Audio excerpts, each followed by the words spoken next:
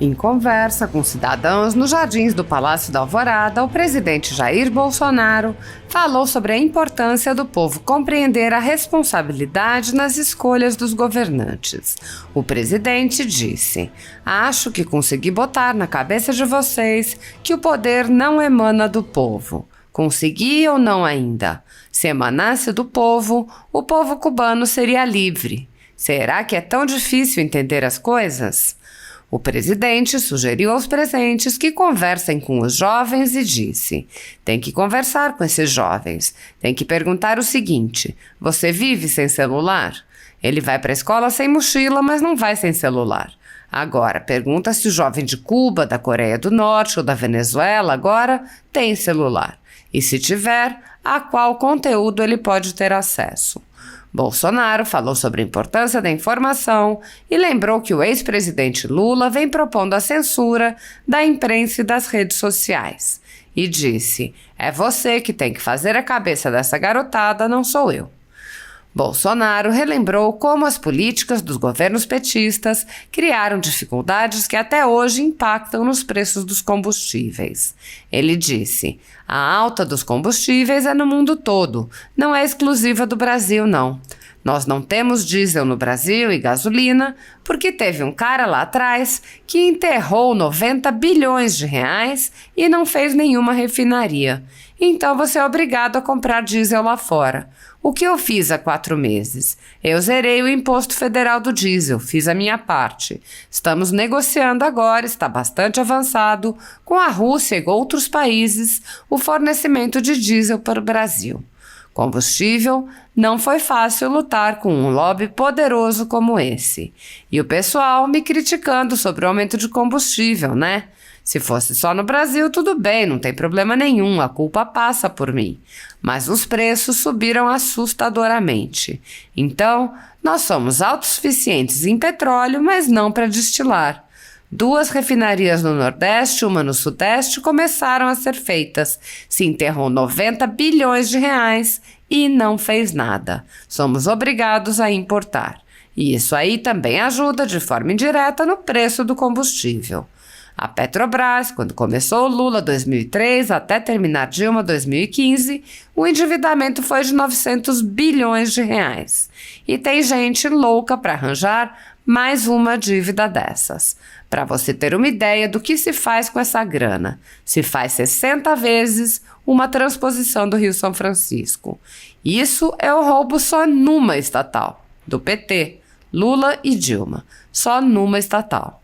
O presidente prosseguiu: "Se você for para o BNDES, o que foi embora daqui para obras lá fora foram 400 bilhões de reais.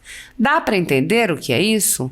Entre obras lá fora, mal feitos, emprestar dinheiro para coleguinha comprar avião com juros lá embaixo, abaixo da Selic. E essa grana para fazer obra lá fora, parte dessa grana não era para fazer obras, era para corrupção. Alguém ouviu falar em TCU de Cuba, Ministério Público cubano ou venezuelano? Essa grana é para financiar ditaduras na América do Sul.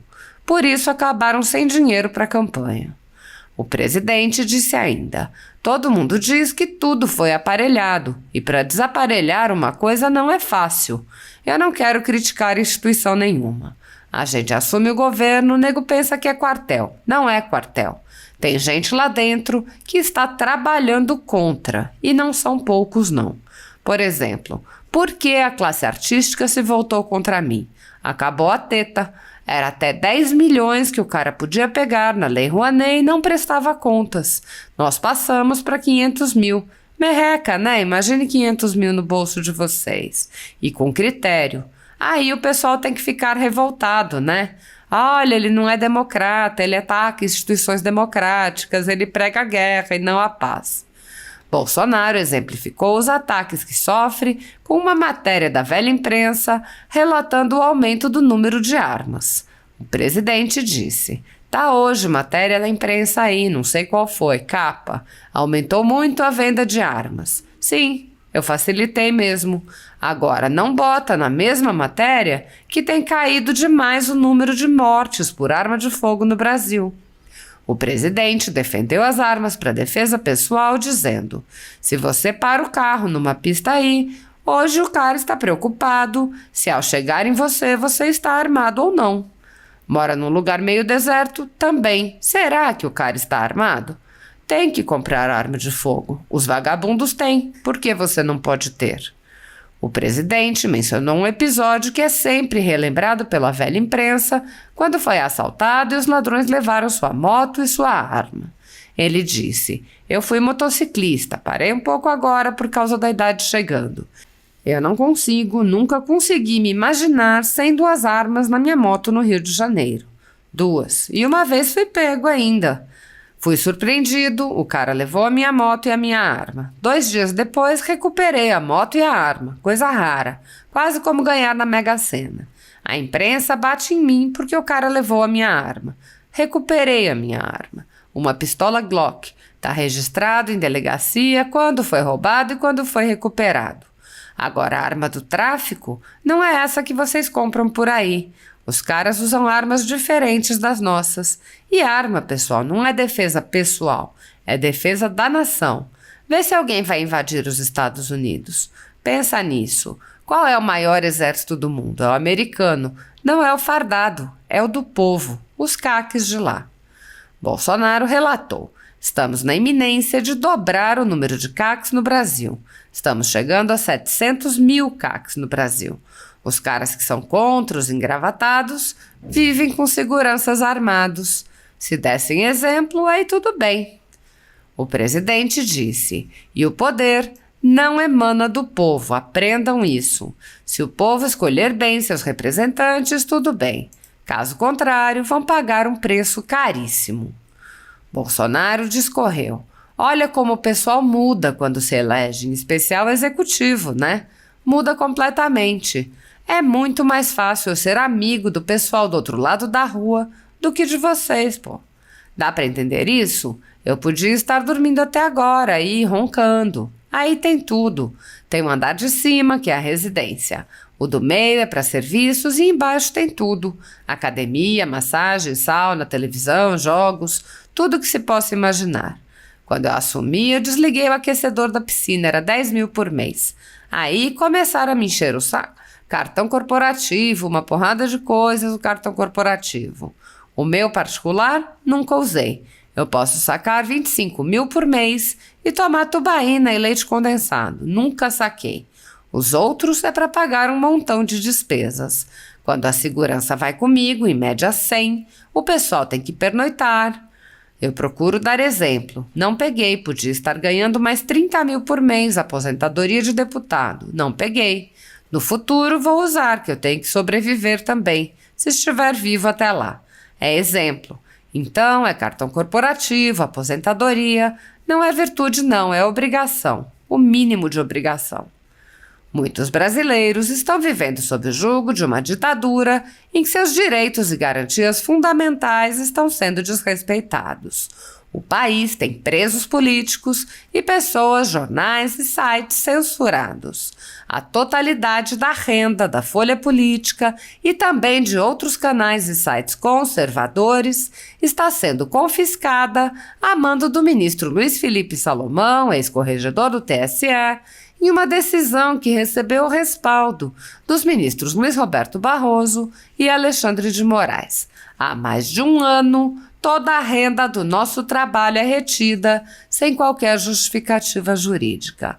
Se você apoia o trabalho da Folha Política, que há 10 anos mostra os fatos da política brasileira e pode ajudar o jornal a permanecer em funcionamento, doe qualquer valor através do Pix, usando o QR Code que aparece na tela ou o código ajude@folhapolitica.org. Caso não utilize Pix, há a opção de transferência bancária para a conta da empresa Raposo Fernandes, disponível na descrição deste vídeo e no comentário fixado no topo. Há 10 anos, a Folha Política vem enfrentando a espiral do silêncio imposta pelo cartel de mídia que quer controlar a informação. Pix ajude@folhapolitica.org. Gente, repetindo o que disse no discurso anterior, não está em julgamento aqui tão somente o caso do deputado Daniel Silveira. E repito, execramos a sua fala em vídeos que foram amplamente divulgados. está recolhida ao banco dos réus, aguardando o veredito que será exarado pelos seus próprios ocupantes, esta Câmara dos Deputados, deputado Isnaldo Bulhões, líder do MDB, partido de Mário Covas, que disse esta mesma frase durante a discussão do pedido de licença para processar o deputado Márcio Moreira Alves, exigido pela ditadura militar e que foi considerado a gota d'água para o AI-5. Muitos falam em AI-5, mas não conhecem a história do ato institucional número 5. Talvez não se lembrem, mas faço questão aqui de recordar aquilo que deve ser ensinado nos bancos escolares. Naquela oportunidade, este parlamento foi capaz de construir consenso, e deputados governistas da base do regime, da base da ditadura, votaram a favor deste parlamento. E a gota d'água do AI-5 não veio daqui, veio do Poder Executivo. Desta vez o AI-5 vem do Poder Judiciário, vem do Supremo Tribunal Federal, que num ato arbitrário e autoritário, à margem do que diz a Constituição, que foi aprovada por este parlamento e só por ele pode ser emendada, à margem do que diz a Constituição e a lei, faz uma prisão ilegal, inconstitucional. Caros colegas, não se trata de defesa corporativa aqui, pelo contrário, há conselho de ética que puna com rigor este e outros casos pendentes. Vamos reativá-lo. Trata-se de defesa da democracia, do Estado de Direito, da defesa de que não nos submetamos como vassalos humilhados ao Supremo Tribunal Federal.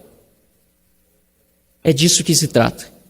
Ou vamos mais uma vez votar aqui, permitindo que o Supremo avance, desta vez, pela primeira vez, violando o que é inviolável, que é a nossa imunidade parlamentar.